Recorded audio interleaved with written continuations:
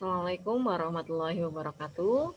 Hari ini kita akan membahas materi terakhir sebelum UTS ya. Hari ini kita akan membahas mengenai desain grafis. Ini perannya ya, peran desain grafis dalam penyuntingan grafika. Jadi melalui materi ini nanti ini akan menjadi salah satu pertimbangan Anda ketika Anda nanti memulai untuk menganalisis unsur-unsur grafika yang ada dalam buku-buku yang kemarin sudah kita tentukan dari awal. Begitu. Nah, untuk daftar materinya sendiri, hari ini kita akan membahas 3 hal, yaitu yang pertama mengenai konsep desain grafis itu sendiri, kemudian komponen desain grafis, dan juga prinsip desain grafis. Jadi nanti kesatuan materi desain grafis ini akan menjadi pelengkap ya. Artinya ketika nanti Anda menganalisis unsur kegrafikaan buku-buku yang kemarin sudah kita tentukan itu, Anda juga harus menentukan atau mengevaluasi dan menganalisis unsur desain grafisnya juga begitu ya. Jadi tidak semata-mata dari hurufnya saja, warnanya saja, tata letaknya saja gitu ya. Tetapi juga memperhatikan konsep desain grafisnya. Baik, yang pertama kita akan membahas terlebih dahulu mengenai konsep desain grafis. Nah, apa sih desain grafis? Saya yakin Anda itu sudah sering kali mendengar ini ya, istilah desain grafis. Terutama desain grafis ini sering kali dipakai untuk teman-teman dari ini ya jurusan DKV atau jurusan seni rupa begitu. Karena memang bidang desain grafis itu sendiri itu terlingkupi bidang mereka yaitu desain komunikasi visual dan juga seni rupa. Nah, desain grafis itu sendiri merupakan salah satu bentuk seni lukis atau gambar yang memberikan kebebasan pada perancangnya itu untuk memilih, menciptakan, atau mengatur elemen rupa seperti ilustrasi, foto, tulisan, dan juga garis di sebuah permukaan ya. Yang tujuannya itu adalah untuk mengomunikasikan sebuah pesan ya. Nah, gambar ataupun tanda yang digunakan itu bisa berupa tipografi juga ya, dan juga media-media lain gitu, seperti gambar, garis, dan lain sebagainya. Nah, inti dari pembuatan desain grafis ini adalah ini ya tadi tujuannya adalah untuk mengkomunikasikan sebuah pesan. Termasuk ketika Anda menggunakan desain grafis dalam merancang grafika buku itu juga ada tujuannya gitu ya, untuk menyampaikan pesan apa sih yang ingin disampaikan dari isi buku tersebut. Nah, ini diungkapkan oleh si Danton Sihombing bahwa desain grafis itu mempekerjakan berbagai elemen ya, marka, simbol, uraian, verbal yang divisualisasi melalui tipografi dan juga gambar. Nah, belajar desain grafis itu tidak sama dengan belajar ilmu teknis seperti menggunakan aplikasi komputer ya, tapi ini ada cita rasanya gitu ya. Jadi ada unsur subjektivitasnya yang diwujudkan melalui visual. Jadi kalau misalnya Anda ingin menjadi desainer atau penyunting kegrafikaan itu, selain Anda harus paham ilmunya, Anda juga harus memiliki kepekaan rasa dulu gitu ya. Jadi kepekaan rasa berkenaan dengan cita rasa atau keindahan begitu. Karena kalau hanya sekedar teori saja tanpa pengalaman, saya yakin juga itu pasti eee, hasil analisis ataupun hasil desainnya itu kurang gitu ya, karena belum ada cita rasa yang terbentuk. Nah, proses belajar mengajar dalam dunia pendidikan itu secara umum melibatkan dua sumber informasi ya. Jadi informasi yang interaksi antar manusia dan juga informasi yang bukan manusia. Nah, kalau yang informasi yang bukan manusia itu bisa berupa media audiovisual gitu ya.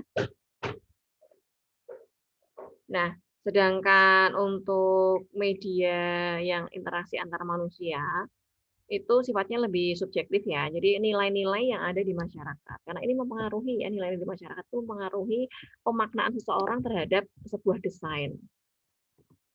Nah, komponen desain grafis itu sendiri Itu ada 5 ya, komponen desain grafis yang ini, nanti akan kita kaitkan dengan komponen kegrafikaan juga.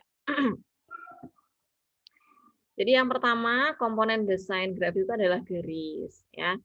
Jadi, dalam desain grafis di sini ada beberapa jenis ya, beberapa jenis garis yang bisa digunakan untuk, me-layout sebuah buku begitu, untuk, membuat unsur kegrafikaan buku. Jadi yang pertama garis vertikal, vertikal itu yang naik ya, garis naik itu memberikan kesan stabilitas, kekuatan, dan juga kemewahan.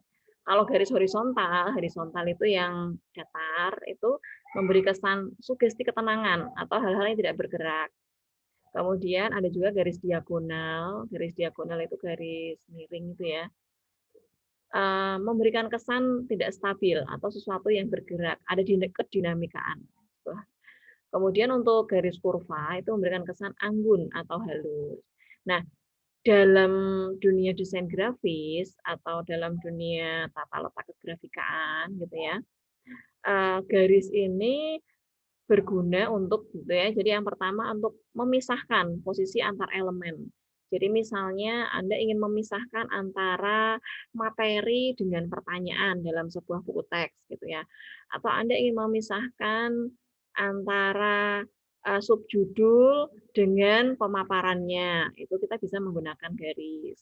Kemudian fungsi berikutnya garis itu bisa digunakan sebagai penunjuk bagian tertentu yang tujuan itu sebagai penjelas gitu ya, penjelas sebagai, pembaca. Jadi misalnya ada subjudul kemudian keterangannya, ditekankan menggunakan garis, itu juga boleh. Kemudian garis itu juga digunakan, sebagai pemisah antara 2 bagian publikasi yang berbeda.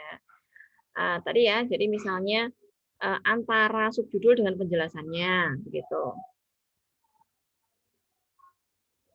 Kemudian unsur yang kedua itu adalah bentuk. Nah, bentuk itu, merupakan suatu bidang yang dihasilkan dari garis-garis yang tersusun sedemikian rupa. Nah, ini kan kalau bentuk itu ya mulai dari yang paling sederhana itu bentuk segitiga ya. Mulai dari segitiga sampai dengan segi tak terhingga. Kalau segi tak terhingga itu, disebutnya lingkaran, seperti itu. Nah, bentuk-bentuk ini, itu bisa mempengaruhi sudut pandang juga ya.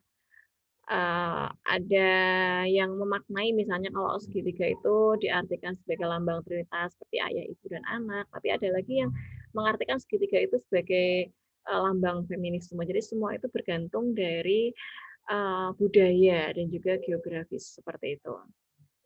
Nah, kemudian, komponen berikutnya adalah ruang. Nah, ruang ini disebut juga dengan white space ya, atau ruang kosong gitu. Jadi kalau misalnya dalam sebuah buku kan tidak betul-betul semuanya itu isinya tulisan dan gambar ya, pasti ada bagian-bagian putih di bagian tepi-tepinya, seperti itu. Nah, itu namanya adalah, white space. Nah, elemen ini atau white space ini, eee, ditujukan adalah untuk sebagai ruang bernafas bagi pembaca. Jadi agar, mata itu tidak mudah lelah, kemudian memberikan kesan yang rapi, itu kita tetap harus memberikan, white space dalam sebuah desain, begitu. Kemudian berikutnya komponen tekstur ya. Tekstur ini ya, unsur rupa yang menunjukkan rasa atau yang menunjukkan bahan materialnya. Tapi umumnya kalau untuk buku itu teksturnya ya kosong seperti itu. Artinya biasa, tidak ada tekstur tertentu. Tapi kalau misalnya untuk iklan atau untuk, etnografi kok etnografi, apa sih, yang itu loh, pengumuman-pengumuman seperti itu ya, itu biasanya kita memberikan background atau tekstur yang khusus gitu, karena ini berkaitan dengan pesan yang ingin disampaikan. Tapi kalau buku, umumnya teksturnya itu ya standar biasa, kosong, seperti itu, putih ya. Kemudian komponen berikutnya adalah warna.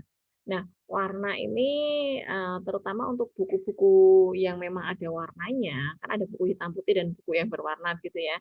Nah, untuk, buku yang berwarna ini merupakan unsur yang seringkali dilihat pertama atau dilihat sebagai, apa ya, unsur kemenarikan pertama, seperti itu, yang dilihat oleh pembaca.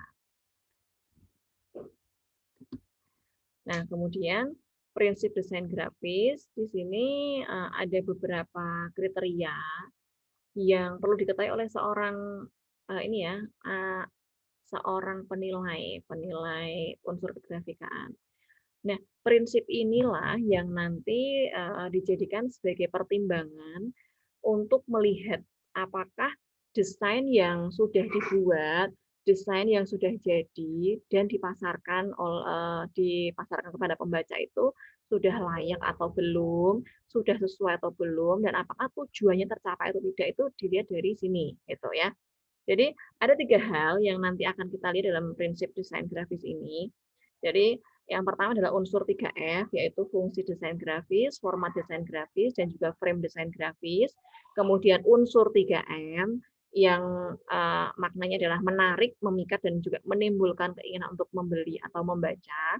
Dan juga prinsip desain grafis itu sendiri, yaitu kesederhanaan, keseimbangan, kesatuan, penekanan, dan juga irama.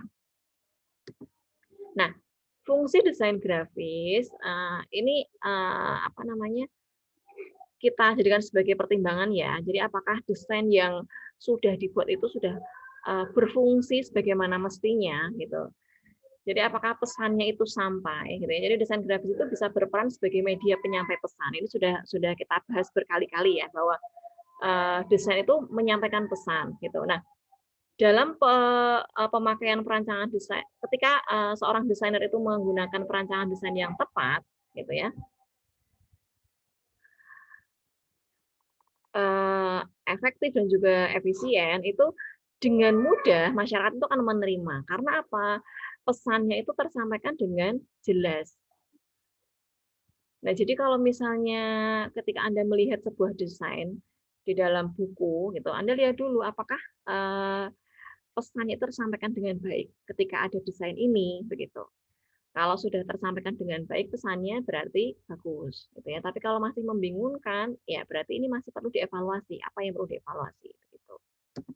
Kemudian format desain grafis. Nah ini ya, sebelum seorang desainer itu membuat desain grafis sebuah buku, gitu ya, terlebih dahulu harus dibuat formatnya dulu. Nah, format sebuah media cetak seperti buku itu kita membagi menjadi 2 ya, format tegak atau biasa disebut dengan portrait dan juga format tidur atau yang disebut juga dengan landscape. Nah, seorang desainer itu harus tahu dulu untuk siapa. Jadi sasaran ya, sasaran pembaca atau sasaran buku itu dibuat gitu. Nah, misalnya begini, oh ini bukunya itu ya untuk buku umum atau buku pelajaran gitu ya. Nah, umumnya yang dipakai itu adalah portrait gitu. Nah, tapi kalau sasarannya itu anak-anak ya, umumnya kita menggunakannya landscape. Jadi kalau misalnya Anda lihat buku-buku di pasaran gitu ya, eee, terutama untuk anak-anak yang usia dini itu seringkali kita menggunakannya adalah landscape. Walaupun portrait pasti ukurannya itu buku besar, tidak mungkin kecil begitu. Kalau ukurannya kecil pasti landscape ya. Coba Anda perhatikan lagi gitu. Nah, kemudian yang ketiga adalah frame. Frame ini bisa diartikan juga bingkai ya. Jadi bingkai pada sebuah desain buku itu manfaatnya adalah untuk mengunci perhatian mata pembaca. Jadi frame ini berfungsi sebagai fokus ya. Jadi agar perhatian pembaca itu terpusat pada desain yang disajikan. Nah, frame ini seringkali dipakai kalau misalnya dalam buku pelajaran ya.